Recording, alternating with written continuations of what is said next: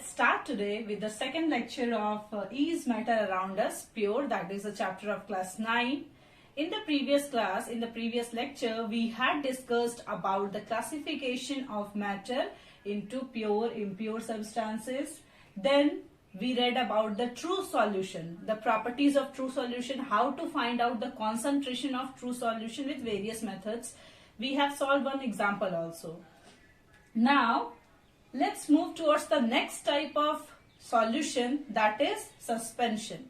So I have told you in the previous lecture that on the basis of particle size, we had classified the solution into three parts. First is true solution, second is suspension, and third is colloidal. So today we are going to cover suspension and colloidal. So let's start with the suspension. What is suspension? Suspension is a system in which the particles do not dissolve but remain suspended throughout a bulk of the medium. Means what? In solution, we have seen that we cannot see the particle with the naked eyes because the particle size is very less. But in suspension, since the particle size is large, we can see the particle size. That's why the suspension remains suspended. Means I am giving one example over here. You can take sand plus water. The mixture of sand and water is one of the example of suspension. अगर आप water में sand को dissolve करते हो, उसको थोड़ी देर के लिए छोड़ देते हो, तो जितने भी सैंड पार्टिकल्स है वो हमें नीचे मिलते हैं at the bottom. Because they are heavy, they get settled down. So this is not solution. This is different from solution. In solution, the particles mixed up with the solvent. The solute mixed up with the solvent. But in the case of suspension, the particles do not get mixed up. Since the particle size is bigger, it gets settled down at the bottom of the container. Okay, so suspension is that system in which particles do not dissolve. First thing. Second, it remains suspended throughout the bulk of the medium. It remains suspended. It's not like that कि sand सिर्फ bottom में रहता है. पूरे solution में थोड़ा particle हमें move करता हुआ दिखाई देता है. इसका मतलब क्या? डिसॉल्व कुछ नहीं किया, या तो वो नीचे सेटल हो गया या फिर पूरे बल्क में वो फ्लो करता दिखाई दे रहा है हमें. This is the concept of suspension. Do remember the example so that you could write the properties of suspension. Now let's have a look towards the properties of suspension. The first property is it is a heterogeneous mixture. Now already in lecture 1 we had discussed about the heterogeneous mixture, that what is the property of this heterogeneous mixture. So suspension is a heterogeneous mixture. Second is the size of particle is greater than 1000 nanometer. If we have remember, the size of particles of true solution is less than 1 nanometer. And here it is more than 1000 nanometer. You can assume that what is the particle size here? The particle of suspension is very large as compared to the solution. The particle is that much large that we can see the particles with naked eyes. So when you dissolve sand in water, you can see the sand particles. Means what? The particle size is very much greater, very much larger. So we can see the particle with our naked eyes. So particle size you have to do remember that it is 1000 nanometer, which is 10 to the power minus 6 meter. Now the third one is they can be separated by filtration method. Again, you can compare it with the solution. In the solution, you have seen that the solution cannot be get separated by the filtration technique. But here, it can be separated by the filtration method. Now, what is this filtration? If we dissolve sand in water and we just filtered it, we have the sand in our container, in our filtrate method, or we can say the thing by which we get filtrated and the filtrate water that we get in the beaker. So we can separate this by the method of filtration. Next one is the particles settle down when they are left undisturbed. Means what? It is unstable. As in case of solution, we have seen it was stable. Now here it is unstable. Unstable means what? There is effect of gravity in the suspension. When we leave the particle after dissolving in water, that particle gets settled down at the bottom of the container. It shows it is unstable in nature. Now the next one is the particle may scatter or reflect a beam of light, and thus the particles are visible. Since the particles are large, means what? मान लो ये particle है, यहाँ से हमने एक light rays पास किया. अगर ये लार्ज होगा तो क्या होगा? यहाँ से टकराने के बाद वो रिफ्लेक्ट हो जाएगा, और जब ये यहाँ टकरा के रिफ्लेक्ट होगा तो ये पार्टिकल हमें दिखेगा. It become visible to us.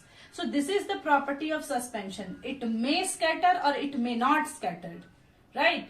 It may scatter or it may not scatter the beam of the light. So these are the properties of the suspension. You can compare the property of suspension with the solution for better understanding. The first property is it is heterogeneous. Second, the particle size is greater than 1000 nanometer. Third, it can be separated by filtration technique. Fourth, it is unstable. That is, the particle gets settled down when we left it undisturbed. And the last one is, it may or may not scatter the beam of light. Now move towards the next type of solution. Now, the next part, or we can say the third type of solution, is colloidal. So obviously, if we are dividing, if we are separating, or if we are classifying the different forms of solution, we are having different categories, that is on the basis of the particle size. So first property which we have to do remember about the colloids are the particle size is in between 1 nanometer to 1000 nanometer. Means what? It is, the particles are larger than the true solution but smaller than the suspension. Means it is an intermediate state between the true solution and the suspension. So colloids are actually made up of two things: dispersed phase and dispersion medium. Dispersed phase and dispersion medium. Dispersed phase is considered as solute and dispersion medium can be taken as solvent, as in the case of the true solution. We have seen in the case of true solution that solute is the minor part and solvent is the major part. Similarly, the thing which is present in smaller part or minor part, that we take as dispersed phase, and the thing which is present in larger proportion or the major part is taken as the solvent, which is the dispersion medium. Okay, now means what? A thing which gets dissolved is the dispersion phase, and in which the dispersion phase is getting dissolved is the dispersion medium. So dispersed phase and dispersion medium together forms the colloids. Now the examples of colloids are milk, then air, etc. These are the examples of colloids. So first thing you have to do, remember, colloids contains two phases, two things: dispersed phase and dispersion medium. Dispersed phase is actually the solute part, or we can say the minor part, and dispersion medium is the major part. Now looking towards the properties, the first one which we had already discussed, the particle size. The particle size is in between 1 nanometer to 1000 nanometer. Second is the particles cannot be seen with naked eyes. The particles are not large enough that it can be seen with the naked eyes. Although we can see the particle under ultra microscope. Normally with our naked eyes we cannot see the particles, but with the help of ultra microscope we can see the particles of our colloids.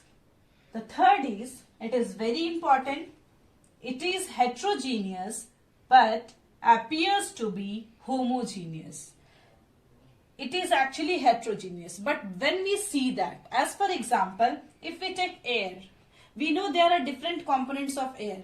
Nitrogen is there, carbon dioxide is there, dust particle is there, oxygen is there. Different gases are there in different proportion. But it appears to be homogeneous, but it is not actually homogeneous. It is heterogeneous, because if we take certain air from a specific area, it is not necessary that the dust particle, that the CO2 concentration, everything is same, right? So it is heterogeneous, but it appears to be homogeneous. The next one is, the particles do not settle down due to gravity. When it gets dissolved or when a colloidal is formed, the particle do not settle down due to gravity. That you can see in the case of milk. अगर आप milk को boil करने के लिए चढ़ाओ तो कभी ऐसा नहीं होता कि मिल्क आपका नीचे सेटल कर जाता है और वाटर फ्लोट करते रहता है. They are mixed up, right? So the particles do not settle down due to the gravity. Next is, it cannot be separated by filtration method. Obviously, if the particles are not visible by the naked eyes, how can we separate that with the help of filtration technique? So we have to apply a special technique to separate the particles of colloidal, and that special technique is what? Centrifugation. Centrifugation technique is a method to separate the things with the help or with the principle of the density. Now centrifugation we have to read, but we deal it in the next lecture when we are talking about the different separation methods. So here you have to remember that colloids cannot be separated by filtration method. It can be separated with a special technique known as centrifugation. Now, the last one is also very much important, that it scattered the beam of light. Means what? It shows Tyndall effect. It shows Tyndall effect. Now, colloids are the most important part of the solution. True solution suspension has some priority or some importance, but colloids, there are various questions which are asked from this very topic. So you have to remember various properties of the colloids, and this also. This is a new term now. It scattered the beam of light, means it shows the Tyndall effect. Now what is this Tyndall effect? For that I am just giving you one explanation, or we can say one example. Okay, when you rise early in the morning, what happens? From your ventilation, a beam of light comes to your room. And in that beam of light, in that focus, in that path of light, you can observe various particles. Right? Means what? अगर आप early morning जगते हो, एक ventilation से या आपके window से एक रे जब आपके रूम में आता है, लाइट रे, उस लाइट रेज में आप देखते हो बहुत सारे पार्टिकल्स दिखाई देते हैं. That is actually the Tyndall effect. That scattering of light is actually the Tyndall effect. Similarly, if you are not an early riser, you can observe it in the night also. If it is dark room, you can use a torch. एक dark room है, आपने torch flash किया.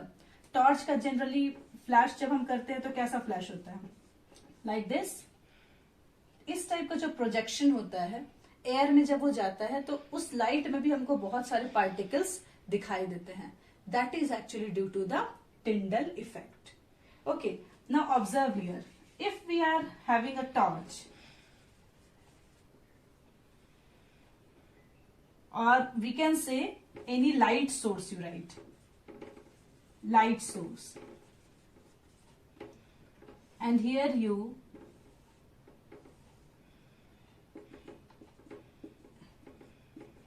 take the colloid.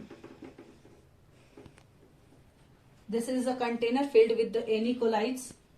Then here we can observe the path. It is visible. The particles are visible to us. The path is visible to us. This is actually the concept of Tyndall effect. When you are going to define the Tyndall effect, what is this Tyndall effect? You can write scattering of light rays by the dispersed phase of colloids are called as Tyndall effect. This is actually discovered by a scientist Tyndall in 1864. That's why this effect is termed as Tyndall effect. So what is Tyndall effect? Scattering of light rays by the dispersed phase of colloids, or simply you can write scattering of light due to colloids are called as Tyndall effect. Now, whenever you see the Tyndall effect, always you have a conical type shape. आप torch flash करो या सुबह का beam देखो, दोनों में क्या होता है, लाइट रेस हमेशा कोनिकल शेप में निकलते हैं, कोन बनता है वहां एक. The path of Tyndall effect is that's how known as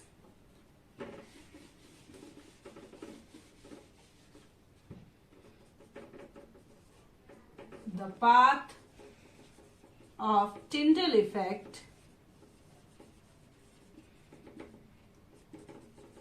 is known as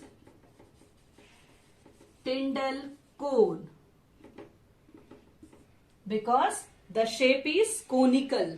There is a conical shape when we have the Tyndall effect. That's why that path of Tyndall effect is known as Tyndall cone. So Tyndall effect is very important as per your examination point of view. It is a scattering of light due to the colloids. So let's sum up the properties of colloidal. It is heterogeneous but appears to be homogeneous. Its particle size is in between 1 nanometer to 1000 nanometer. Then it do not settle down due to the gravity. It scatters the beam of light and its particles are not visible by our naked eyes. So these are the properties of colloidals. Now moving towards the types of colloidal. Now the next topic which we are having regarding the colloids are the types of colloidal. So different colloids have different name based on the dispersed phase and the dispersion medium. So we are having here a chart. This chart is also given in your NCERT book. So refer there also. This is a chart in which we are taken various dispersed phase, various dispersion medium, and when we make the colloids of these dispersed phase and dispersion medium, we get the colloids, and that colloids have a special name, and these are the examples given over here regarding these types of colloids. So let's have a look. The very first is when liquid is taken as dispersed phase and gas is taken as dispersion medium. This type of colloids are called as aerosol. Do remember the name? It is aerosol. What can be the example? Fog, cloud, etc.